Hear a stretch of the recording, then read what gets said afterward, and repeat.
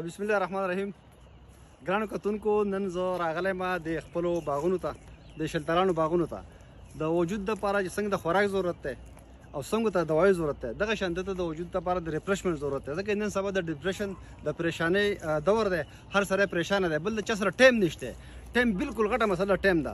نو په دې وجه باندې ټایم ایستل پکار دی د خپل وجود دپاره، د اکسرسایز دپاره، چې لکه سړی چې ته شینوالي ته ورشي، د باغونو ته ورشي، داسې غر ته وخیږي، د سیند غاړې ته لاړ شي، نو دې سره د سړي د ذهن لږ کلیر شي، یو خسکې برابر شي سړی. نو په دې وجه زه په خپله باندې د مازدیګر په ټایم کې اکثر دې طرف ته راځم او لږ یو خسکې اکسرسایز هم وکړم او په دې شینوالي کې لږ وګرځم راوګرځم، نو زړه مې لږ هم خوشحاله شي، ټینشن مې هم کم شي، پریشاني مې هم کمه شي او یو خسکې ریلیکس شم.